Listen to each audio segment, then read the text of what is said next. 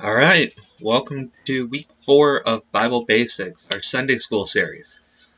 This week we're going to dive into how the Old Testament is organized, how it came to be, how we got it, some information about the books in general.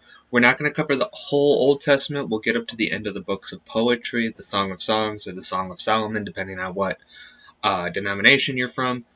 But we're going to get through it. Next week we'll cover the outline of the prophets. So, but first, what we're going to do, and you're going to see me looking over at the screen more, so I apologize. But what we're going to do first is actually a word search. I know it's different, and not many people can say they did a word search over PowerPoint over a YouTube video, but in the link in the description below, or there will be a link in the description below, there is there's a link that'll take you to the same word search I'm doing. So you can pause, you can do it yourself. I'm going to do it live here, so I don't want to spoil it for you. But we're going to do it. The word search is about the 40 different authors of the Bible. Now remember, when we learned about the Bible in general last week, or the anatomy of the Bible, all the books, all but one book has an author, a known author, and that is the book of Hebrews in the New Testament. So, but other than that, we have a variety of authors here that are hidden within this puzzle. I'm going to take some time and do it with you guys. So you can either pause the video, try and solve it yourself, and then come back. If I think about it in post, I will put a timestamp right here, so that way you know where to skip to. I can't guarantee I'll do that, but it was a nice offer. So here we go. Let's do it. I'm going to have a sip of coffee first, because Sunday morning you need that good coffee.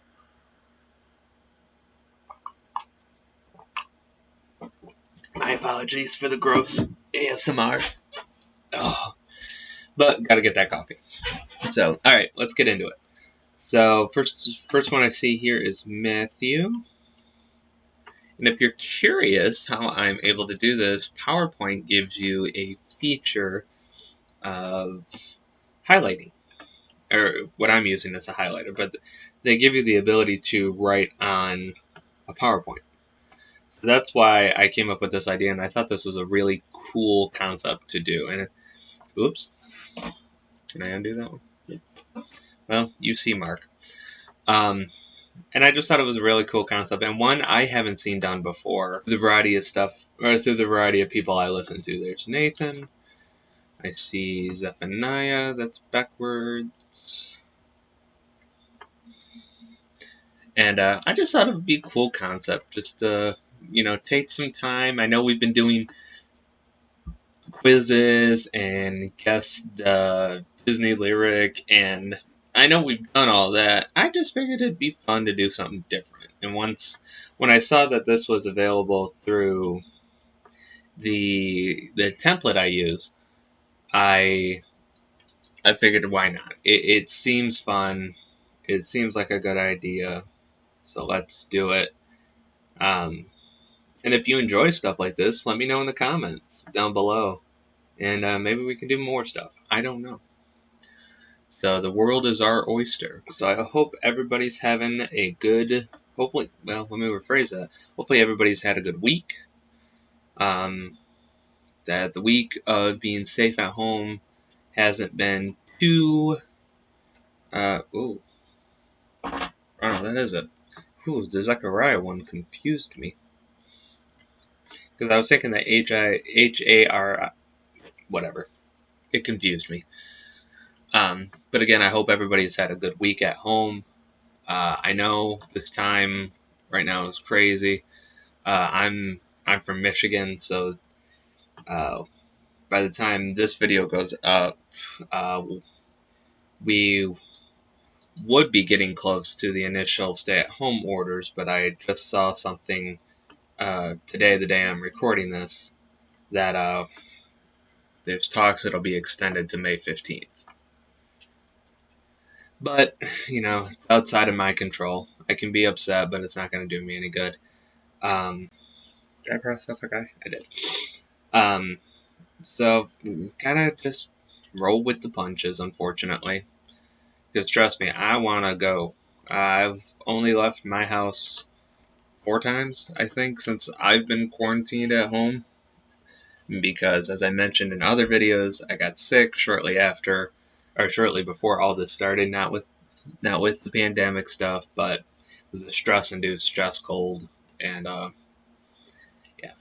So I've only left my house 4 times, and twice was to go to a doctor's appointment. So I crossed James off. I did. So yeah. So just gotta roll with the punches, unfortunately. I know.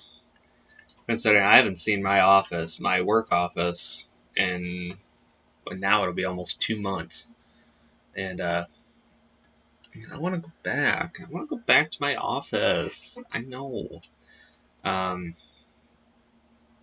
I don't know. But we'll get through this. God's got this under control for us. And it's hard to keep faith in something like this when you are a. Ooh, there's Malachi. Ooh, that was tricky. You would think some of these would be easier, like Luke, John. Oh, I found Paul. Why didn't anybody tell me I found Paul and didn't cross him off? You guys are supposed to help me with that. What was I saying? God's got this, and I know it's hard to keep faith in a time like this, to just believe that God's got this under control when we've been separated from what was our normality for so long. Ooh, there's Ezekiel. Um, but it's going to be that faith that'll not only get us through today, but it'll keep us looking forward to the new normal afterwards. And that's something I'm going to try and start saying a lot more, because I like the context of that. So if I don't, harp on me in the comments if I don't say it like that, because Pastor Stephen Furtick put out a video I haven't watched yet, so bear with me here. But he phrased it as a way of not looking back to normality, but looking forward to normal. And I like that a lot more, because some people, and I can see this agreement of, I think our old normal wasn't the greatest. Um, I know for me during this time, that is kind of, sorry, I was seeing a word. You would think some of these would be easy, but they're not. I haven't had any diagonals. I don't know if there'll be diagonals in this. Um, but yeah, I God slowed me down a lot. I'm always this, go, go, go, try and get stuff done, work myself to death kind of mentality. And obviously that's not the healthiest. And I was taking it for granted 9 times out of 10, because I was just going for the sake of going. I wasn't kind of I don't feel like I was kind of putting anything behind it. And now I've been able to kind of slow down, and God's kind of helped me to just breathe a little bit more, to not stress a whole lot, even though I've dealt with Comcast internet issues for 4 days. I don't like Comcast. But at the same time, though, I've been able to work on different things. I've been able to catch up on stuff. Oh, there's the first diagonal. Nahum. Well, my first diagonal. Um, so yeah, it's been interesting. My mental health hasn't been the best, but I'm working on it, and that's the kind of good thing about this time is it's so close to Jonah. John. Oh, John. I was about ready to skip right over that. You were gonna let me too. For shame. Oh, there's Jude. Um, and that's the cool thing about this time is that we don't have anywhere to go, so you can take as much time as you need to work on you. And I hope that some of you guys are able to do that, to be able to slow down and focus on you. And I know some people might not be able to, whether you're an essential worker that still has to go out through all this. And my heart's with you guys. I've been praying for you guys that, hopefully you'll get a chance to breathe and you'll find there will be some peace at the end of all this. And I can't be thankful for all the hard work you guys have put in the various areas of uh, your essential working careers. I know you didn't get thrust into this, and none of this is your fault, and you were kind of the unfortunate ones that just got thrusted into this. But the commitment and the sacrifice and the mentality you guys have to continue on with this has been awesome, and I can't be more thankful for this. My parents are both essential workers. My mom is a banker. My dad is a security guard. And they're both essential. They still go to work every day. So obviously my heart goes for them too, that they can't just be able to stay home and, relax.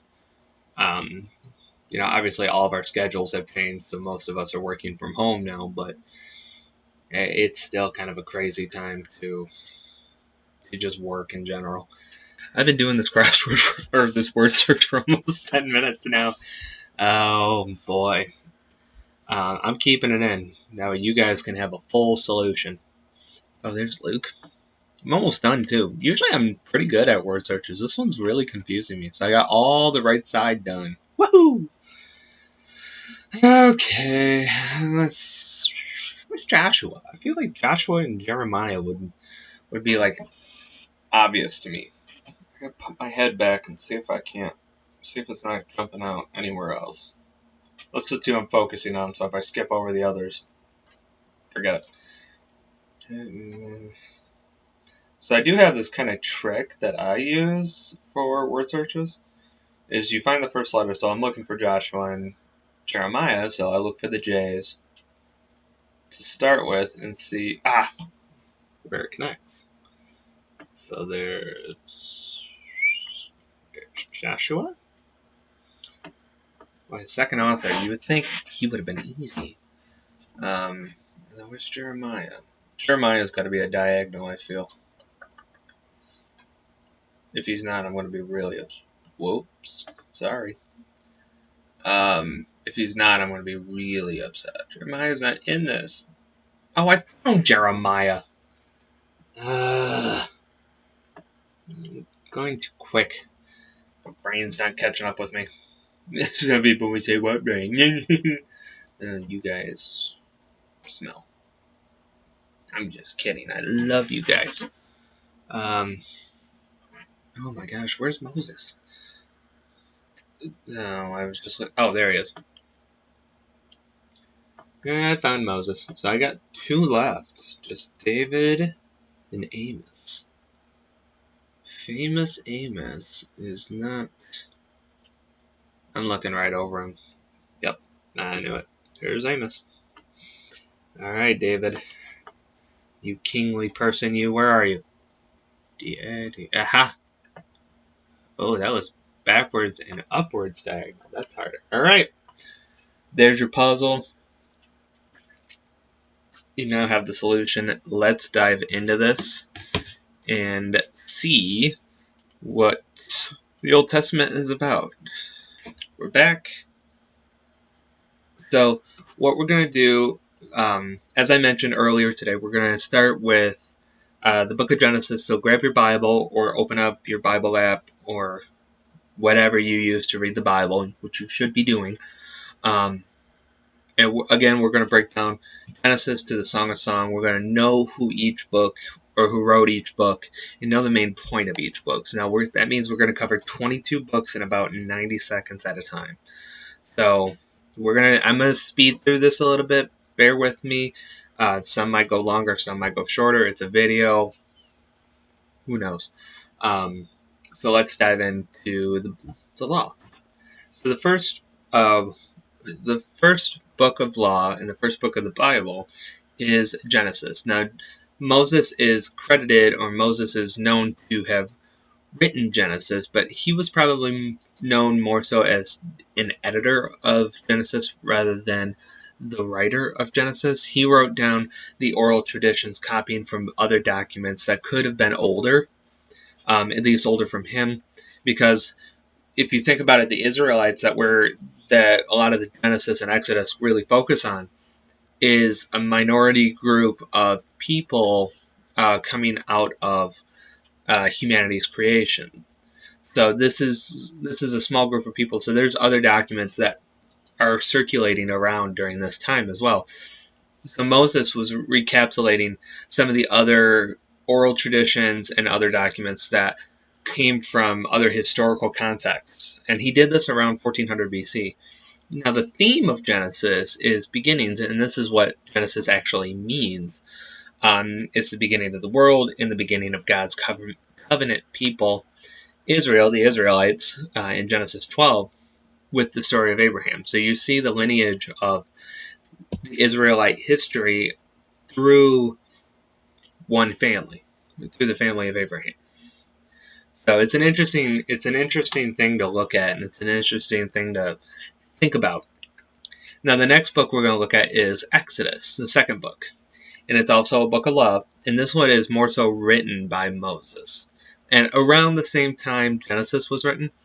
And the theme of this book is, as the name implies, is the exit of a large group of people. That's what Exodus means. It's the mass exit of Israelites from Egyptian slavery. And they made this trek across the desert to the Promised Land under Moses' leadership through God. So Moses was the guide, Moses was the shepherd, God was directing the people through Moses. So we kind of talked about before where the Holy Spirit is just like this energy that God gives us that creates a human and godly, like, interconnected relationship. So we see God working through Moses, and then Moses being able to direct the Israelites as they work their way towards going to the Promised Land, which we see in Joshua.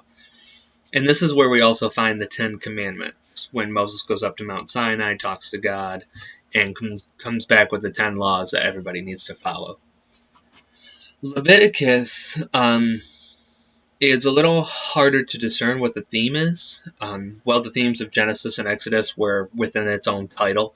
Now, Exodus, and when we get to Deuteronomy, they give the laws of the people of Israel in general, where Leviticus focuses on priests specifically. Now, the Levites were a priestly tribe who served the community. Leviticus outlines the guidelines by which the priests were supposed to live in a holy way. And again, this Leviticus was written by Moses about the same time as the first two books. Now we get to Numbers. This one doesn't contain a bunch of laws, but as we learned in week 1, it's grouped with the others because it was written by Moses at about the same time. Now the theme of Numbers is numbers. I know, mind-blowing. It's actually about a census, 2 of them, taken by Moses as Israel prepares to enter the Promised Land. And now, because it's about numbers, people think it's boring. But within this book, we have a rebellious group of people getting swallowed up by the earth in Numbers 16, Balaam's talking donkey in Numbers 22, and a war in Numbers 31. So it's a pretty interesting book that has a lot of math nerds looking forward to it. And then we get to the final book of law, Deuteronomy. Deuteronomy can be translated to second law, which is also its major theme. It's written by Moses, except for the last few verses. Look at Deuteronomy 31, where it talks about Moses' death. You can say it's written by somebody else because of the language that's used. Moses talks about himself in the third person. They don't know where Moses is. So it's known, or it can be believed that there was a group of editors finalizing the book of Deuteronomy that were trying to cap it off. We're trying to just finalize it before we hit Joshua. So, and this was written a little bit later than the other 4, towards the end of the first decade of 1400 BC. Everything else is like 1440 BC. This is towards the end. Again, there's the 5 books of law: Genesis, Exodus, Leviticus, Numbers, and Deuteronomy. Now we're going to dive into the 12 books of history. first one being Joshua. And Joshua's book would make a great war movie. The main theme of this is the conquest of the Promised Land, going to the Promised Land, winning the Promised Land, um, and getting the Israelites there. Joshua probably wrote this in about 1350 BC, and the last few verses talk about Joshua's death, like Deuteronomy did with Moses. So that could have been written by somebody else, but it's hard to say. I do encourage anybody to look into this because it is fascinating to be able to dive into this a lot more. So next we go from Joshua to Judges. Ironically, Israel had 12 judges during this time. As we talked about last week, 12 is kind of a common theme. We have 12 books of history, 12 minor prophets, and now here we see 12 judges. You might not know who many of the judges were, but the names Deborah, Gideon, and Samson should be familiar to you. And Judges was filled with a bunch of stories of people rescuing Israel after falling captive to their foreigners because of their own sin. And the key message is found repeated throughout the book. Judges 21:25 specifically says, "In those days there was no king in Israel, and everybody did what was right in their own eyes." The author of Judges is a little unclear, but most believe Samuel wrote this around 1000 BC. So already, if we think about this, Joshua was written in 1350 BC when Judges came around in 1000. So there's 350 years of history that is going on, at least through the book of Judges. So there's a lot. And as you see, the 12 judges kind of tell 12 different stories. So, yeah, and then most of the judges I immediately think of are the ones that are here. So we're going to go to a little interesting story, and I learned more about this in a class I took. Ruth. It's possible Samuel wrote this as well, but there's some doubt in that, and it was written about the same time, 1000-ish BC. A quick summary. Ruth is a Moabite. Her husband dies, but she sticks with her mother-in-law, whose husband also died. Even though they lived in Moab, they moved to Bethlehem together. Ruth met Boaz, a kinsman redeemer. They eventually marry, and Ruth becomes the great-grandmother of King David and is now located within Christ's lineage. So the interesting thing is you see connections where you could see how Ruth takes place around the same time as the Book of Judges, based off of some historical context. I think it's within one of the kings, or one of the judges that it's going on, and then it connects to Samuel as well. And if Samuel wrote it, it makes sense because there's a bridge there. But it also connects to the Book of Proverbs because within it there's a section it refers to Ruth as a specific title that connects back to Proverbs 31. So it is interesting. But one of the life lessons in Ruth is that no matter how important you think you are, if you're faithful, God can use you. And never forget that. No matter how important you think you are, if you believe in God, if you're faithful towards Him, God can use you for His plan however He needs you to. So it's very interesting. Let's move on to 1st and 2nd Samuel. Now, this is originally one book. In the Hebrew Bible, it is one book. And these books were probably authored by a few people, obviously Samuel, but there's also the prophet Nathan and Gad. And this was completed just after King David's reign, around 930 BC. Samuel in general focuses on the rise of David through the downfall of Saul. So 1 Samuel focuses on Saul's reign, where 2 Samuel covers David's reign. And these books are packed with some memorable stories. David and Goliath in 1 Samuel 17.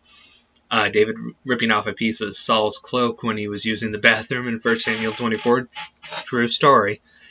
Saul talking to a fortune teller in 1 Samuel 28. David dancing uncontrollably in 2 Samuel 6. And David's sin with Bathsheba in 2 Samuel 11. So a lot of stuff being mentioned, for sure. And now we dive into Kings. Kings Again, we're one book, and it picks up right where Samuel leaves off. So First Kings talks about Solomon's reign, which is David's son, into the division of the kingdom in two parts, and Second Kings picks up from the end of First Kings and goes from there to the deportation of Judah into captivity. Some of the key names you'll see here are Solomon, Hezekiah, Elijah, and Elisha. And after the kingdoms were divided into Israel and Judah at the end of First Kings, each nation had their own, both having 20 kings. Israel's 20 were all evil, and then Israel went into captivity in 722 BC. Judah had 20 as well. Some of them were God-fearing, and then Judah went into captivity a little bit later in 586. One of the other interesting connections here is the intersection that occurs with the Old Testament history and the prophets that we'll talk about next week. Not only do we read about some of the prophets here, like Elijah, but when we study the prophets in more detail next week, we can know some of the events recorded here are what the prophets are actually talking about. As an example, Jonah is alive around the same time as Uzziah, one of the kings of Judah. And in the year Uzziah dies, Isaiah becomes a prophet. And Hosea prophesies in Israel when Israel is taken captive by the Assyrians in 722. So this overlap isn't obvious with the current way our Bible is structured, because the Old Testament isn't completely chronological, which is true. The Old Testament is more thematic, with law, poetry, law, history, poetry, major prophets and minor prophets. The Hebrew Bible, and one that is believed to be like what Jesus and the apostles were reading during Jesus' time, the law, the prophets, and the writings all connect. So we would go from like First and Second Kings to Isaiah, and then you see kind of the connections being bridged a lot easier. So, and because of the intersection here, it's believed that Jeremiah or a group of prophets wrote First and Second Kings. Then we go to Chronicles. Chronicles just mean a record of events. You may think of the Chronicles of Narnia. In many ways, these books are repetitive. Chronicles focuses on the same events as First and Second Samuel, and Second Chronicles covers the same stuff that First and Second Kings did. Ezra is believed to be the author around 450 BC after the return from Babylonian captivity, but we don't fully know yet. Then we go Ezra and Nehemiah.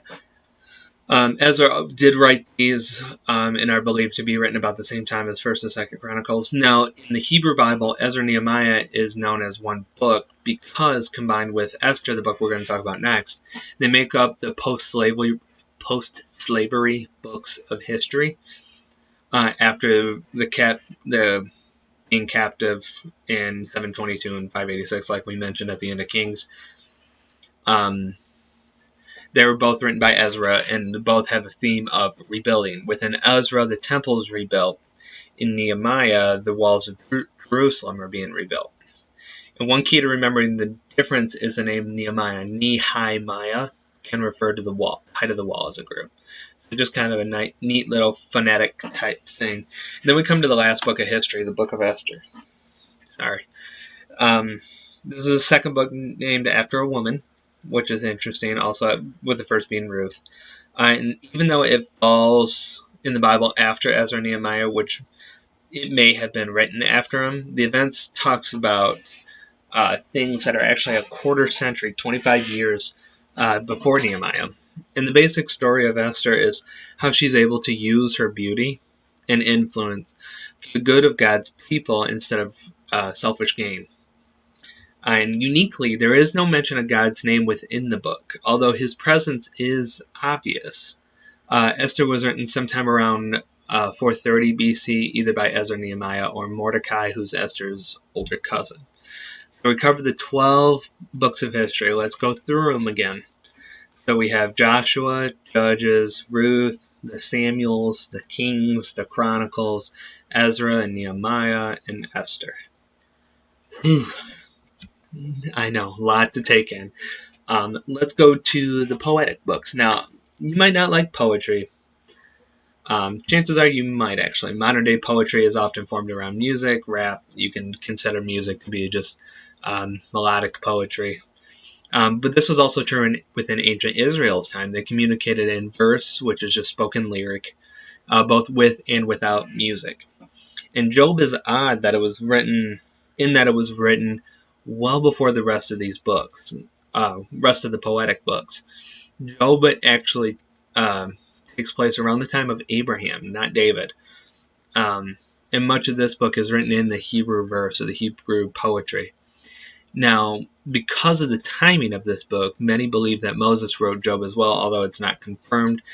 And it was written around 1400 BC, so towards like the Deuteronomy timeline, but it's hard to tell. In Job, in a quick synopsis, because that book deserves a lesson set all of its own, is about a man that loses everything, suffers a lot, trusts God throughout it all, and gets back more than he had before. So I encourage you to read it. It is a long book. I think that book has about 40 chapters, if not more. But I do encourage you to read it. So let's go to Psalms, one of the most popular poetry books. And a lot of our worship music is born out of these Psalms. And Psalms just mean a sacred song or poem used in worship, written between 1440 and 500 BC. And why is because there's a lot of different authors. There's David, Asaph, sons of Korah, Solomon, Herman, Ethan, Moses, and 51 anonymous sons, the Psalms. And you can see 1440 with Moses. But we, obviously what we refer to Psalms is David. We think David only wrote 73 of these. So more than half for sure. But there's a lot of different people, and there's actually headings above. Sorry about that. My webcam froze. So if you see a weird cut, it froze. So we were talking about the Book of Psalms, and we were talking about the authors. And above most of the Psalms, we'll see who it's entitled to. So there's, most of David's Psalms have David up top and going forward. Psalm 119 is one of the longest books in the Psalms, and each stanza in the Psalm begins with a different Hebrew letter of the alphabet. And in fact, you might have a heading above each section of the Psalm in your Bible. 2 Psalms earlier is actually the shortest Psalm, Psalm 117. And unlike the other books, we shouldn't refer to each Psalm as a chapter. We don't go say Psalms chapter 117. Many of the complete Psalms were put together in one book, one poetic scroll. So it's not Psalms chapter 117, it's either the 117th Psalm or Psalm 117, which is probably more so what you've heard, which leads us into a book of Proverbs, which is not a whole lot to say. I did a full series on this. If you want me to record it and put it up here, I did a series for our youth group back in October and November. So if you want me to do the full series on it, I'm more than happy to. But the best thing I can tell you right now, Solomon wrote the book of Proverbs that contains wise sayings that were written about 900 BC. So, and then we get to the book of Ecclesiastes. I stopped my recording again. Let's go to the book of Ecclesiastes. This book is also written by Solomon around 900 BC towards the end of his life. And the theme of Ecclesiastes is actually the meaning of life. The answer is found at the end of the book after exploring a lot of philosophy and morality. So Ecclesiastes 12:13 through 14 states, what should we learn from everything that's written here? The most important thing a person can do is respect God and obey his commands, because he knows everything about what people do, even the secret stuff. And he knows about all the good and all the bad, and he will judge people for everything they do. But even though Solomon's original audience was the Israelites, it's wisdom that us today can live by. Respect God, do what he says. He knows everything about it. So, and then we come to the last book of today's lesson, the Song of Songs, or the Song of Solomon. Depends on, again, what denomination you read and what translation you read. The first title refers to the reference of the author, so this comes from Solomon, David's son, and it's about the theme is about a love relationship between Solomon and his wife. It's also viewed as a metaphor for God and for his people. The use of a husband and wife metaphor isn't unique to the Song of Solomon. We'll look next week at Hosea's book, where it's also used. Okay. Let's breathe. We're done. Let's do a quick recap for the 5 books of law: Genesis, Exodus, Leviticus, Numbers, Deuteronomy. Then we go to the 12 books of history: Joshua, Judges, Ruth, 1st and 2nd Samuel, 1st and 2nd King, 1st and 2nd Chronicles, Ezra, Nehemiah, Esther, and then wrap up with the books of poetry: Psalms, Proverbs, Job, Ecclesiastes, and the Song of Solomon. So, what? I know. We got through it. And that's the one thing I can tell you. We got through it. Be proud of yourself.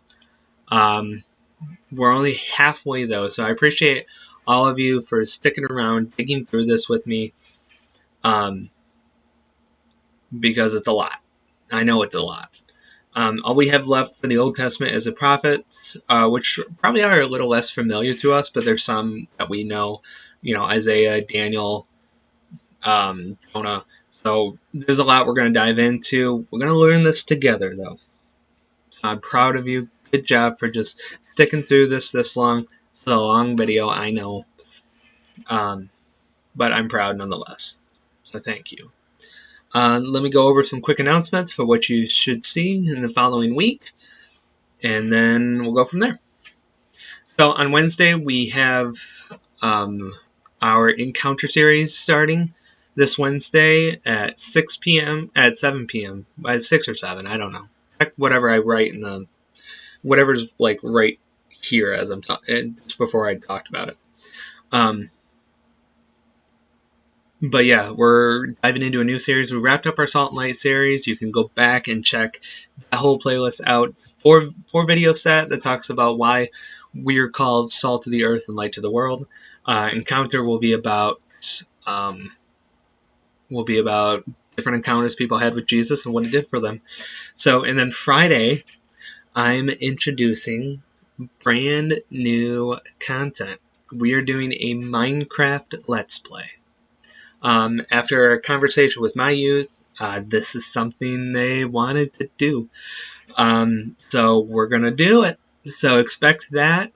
And if we get a lot of views and a lot of likes on it, well, there might be more gaming content coming in the future. I don't know.